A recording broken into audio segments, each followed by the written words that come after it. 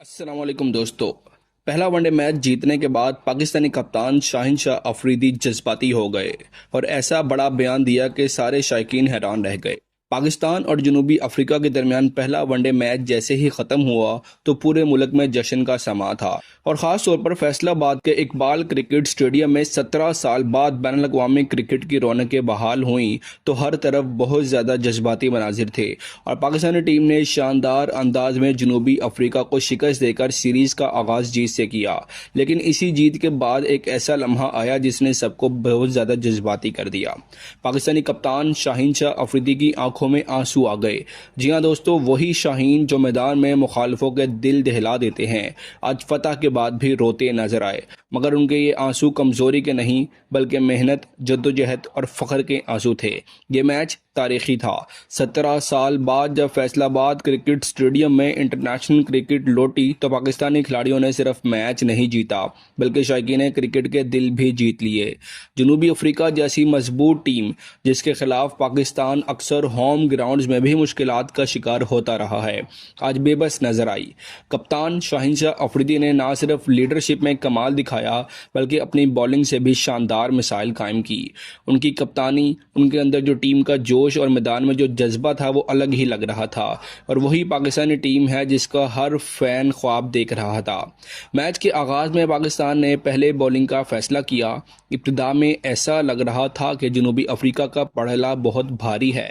Pitch batting के लिए साजगार थी और कॉन्टन डिकॉक के साथ उनके दूसरे ओपनर ने पाकिस्तानी बल्लेबाजों को खासा तंग किया।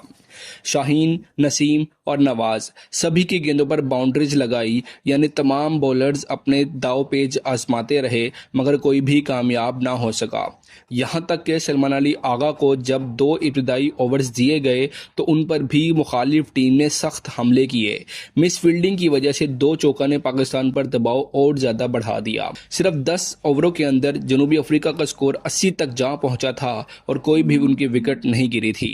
लेकिन जैसे ही साइम अयूब को गेंद थमाई गई, मैच का रुख बदल गया। शाहीन ने जिस एतमाद के साथ बॉलिंग की उसने सबको हैरान कर दिया। उनकी एक जबरदस्त गेंद पर जनूबी अफ्रीका की खतरनाक पार्टनरशिप टूट गई और वहीं से पाकिस्तान का कमबैक शुरू हुआ। साइम अयूब की इस विकेट के बाद नसीम शाह ने भी शानदार बॉलिंग की और सेट बैट्समैन कॉन्टन डिकॉक को क्लीन बोल्ड कर दिया और ये वो लम्हा था जब पूरे मैदान में शोर मच गया। नसीम शाह के चेहरे पर मुस्कुराहट थी मगर उनकी आंखों में अज़म दिखाई दे रहा था कि ये मैच जीतना है। नसीम शाह ने 9 ओवर्स में सिर्फ 3 विकेटें ही नहीं बल्कि 1 ओवर मेडन भी करवाया और उनका इकोनॉमी रेट सिर्फ 4 के करीब रहा, जो कि एक वनडे मैच के लिहाज से बहुत ज़्यादा बेहतरीन है। इब्रार अहमद भी आज अपने अरूज पर नजर आए। हैट्रिक के करीब पहुंच चुके थे मगर बदकिस्मती से मौका ज़ाया हो गया। ताहम उनकी बॉलिंग ने जनूबी अफ्रीका के मिडिल ऑर्डर को खुलकर खेलने नहीं दिया। 3 विकेटें, 9 ओवर्स और 53 रन्स, 5 का इकोनॉमी रेट। ये उनके जो स्टैट है वो खुद बोल रहे हैं कि इब्रार कितने मौसर बॉलर साबित हुए हैं पाकिस्तान के लिए। शाहीन शाह अफरीदी, साइम अयूब, नवाज और बाकी बॉलर्स ने सब ने बड़ी जिम्मेदारी अपनी पूरी की और नतीजा ये निकला कि जनूबी अफ्रीका की पूरी टीम 263 रन्स पर ऑल आउट हो गई और एक वक्त ऐसा लग रहा था कि वो 400 रन्स तक जा सकते हैं मगर पाकिस्तानी बॉलर्स ने उन्हें सिमट कर रख दिया। जब पाकिस्तान की बारी आई तो मैदान में उतरी ओपनिंग जोड़ी साइम अयूब और फखर जमान की।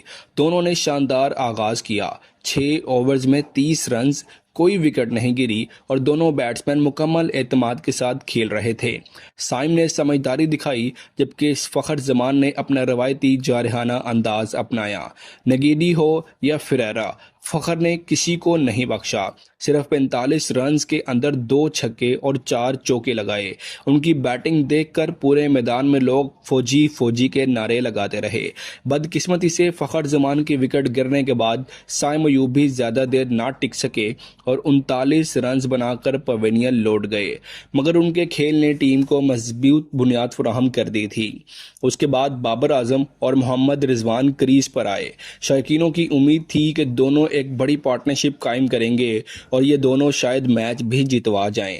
लेकिन बाबर आजम सिर्फ 7 रन्स पर आउट हो गए। इस मौके पर पाकिस्तान पर बहुत ज़्यादा दबाव आ गया और अगर क्राउड की बात की जाए तो बाबर आजम के आउट होने के बाद क्राउड स्टेडियम से जाना शुरू हो चुका था।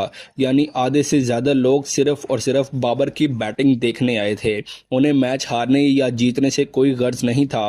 वो सिर्फ चाहते थे कि बाबर आजम लंबा स्कोर करे। लेकिन जैसे ही बाबर आउट हुए तो स्टेडियम खाली होना शुरू हो गया। ऐसे में आगा सलमान मैदान में उतरे। उनके आने के बाद खेल का रंग ही बदल गया।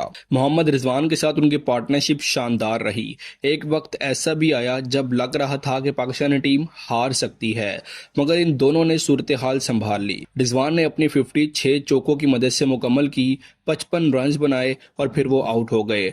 मगर इसी दौरान उन्होंने टीम को एक मुस्तहकम पोजीशन भी दे दी थी। और नाजरीन, रिजवान आपको पता होगा ये अपना पहला मैच खेल रहे थे वनडे कप्तानी ख़त्म होने के बाद। ऐसे में बंदे के ऊपर बड़ा प्रेशर भी होता है और एक इनर भी सेटिस्फेक्शन नहीं आ रही होती कि मैं टीम का कप्तान था, मैं टीम का लीडर था, मुझे निकाल कर अब किसी और को कप्तान बना दिया गया है। तो ऐसे में ये भी डर था कि शायद रिजवान जल्दी आउट हो जाएं, शायद वो जो है ना लंबा स्कोर ना करें। मगर रिजवान ने अपनी जिम्मेदारी पूरी की और बड़े ही बेहतरीन अंदाज में पाकिस्तान को उन्होंने लीड किया, जो ये बताता है कि कप्तानी का मसला नहीं है, हर कोई टीम के लिए खेल रहा है। उसके बाद रिजवान के जब आउट हुए तो हुसैन तलत ने आगा का साथ दिया। दोनों ने मोहतात मगर पुरएतमाद बैटिंग जारी रखी। हुसैन ने मौके के मुताबिक शॉट्स खेले जबकि आगा सलमान ने अपनी 50 मुकम्मल की। 1 छक्का, 4 चौके, 51 रन्स। उनकी इनिंग्स ने मैच का रुख मुकम्मल तौर पर पाकिस्तान की तरफ कर दिया और आखिरकार पाकिस्तान ने यह मैच बेहतरीन अंदाज में जीत लिया। ये जीत सिर्फ एक मैच की कामयाबी नहीं थी बल्कि एक पैगाम था कि पाकिस्तानी टीम के अंदर एक नए दौर में दाखिल हो चुकी है। 17 साल बाद फैसलाबाद स्टेडियम में क्रिकेट लौटी और इस वापसी को शाहीनों ने तारीखी बना दिया। मगर नाजरीन, हसन नवाज की यहाँ पर बात करना बनती है क्योंकि आपने देखा होगा आखिरी T20 में भी उन्होंने इतनी ही गंदी शॉट मारकर वो आउट हुए थे। अब इनको कौन समझाए, कौन इससे पूछेगा कि भाई आउट होना, वहां पर जब मैच फिनिश होने की तरफ जा रहा है तो वहां पर फैंसी शॉट या छक्के की जरूरत नहीं है। आपको सिंगल डबल लेकर मैच को फिनिश करना है। आप जब इतने लो प्रेशर में आप मैच नहीं जितवा पा रहे, आप फिनिश नहीं कर पा रहे, जहां पर स्कोर है ही कुछ नहीं, सिर्फ 5, 10 या 15, 20 स्कोर को भी आप जो है ना चेज नहीं कर पा रहे और चौके छक्के की तरफ जा रहे हैं, तो फिर आप अगर आपको ऐसी सिचुएशन आ जाए कि मैच आपके ऊपर ही डिपेंड कर रहा हो तो आप तो वहां पर भी अपनी गलत शॉट खेलकर मैच को नहीं देखेंगे और जल्दी आउट हो जाएंगे। तो हसन नवाज के करियर के ऊपर नाजरीन बड़ा लंबा एक जो है ना सवालिया निशान बनता जा रहा है।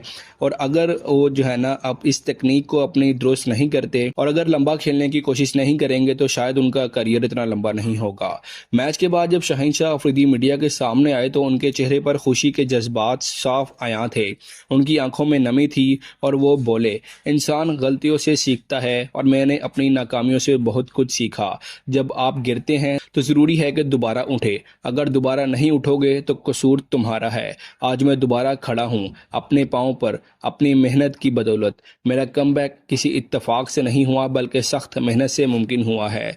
उनके ये अल्फाज सुनकर ना सिर्फ मद्दाहों की आंखें नम हुई बल्कि पूरी टीम ने उन्हें दाद दी। उन्होंने ये भी कहा कि ये सिर्फ शुरुआत है, आगे देखते जाओ होता क्या है। हम इस सीरीज को जीत कर दिखाएंगे क्योंकि ये मौका बहुत अरसे बाद नसीब हुआ है कि पाकिस्तान अपनी होम सीरीज जनूबी अफ्रीका से जीत सके। शाहीन के ये अल्फाज पाकिस्तानी शायकीन के लिए एक नए अहद की मानिद है। अब सवाल ये है कि क्या पाकिस्तानी टीम इस तसलसल को बरकरार रख पाएगी? क्या शहंशाह अफरीदी अपनी क़यादत में ये सीरीज जीत कर तारीख रकम करेंगे?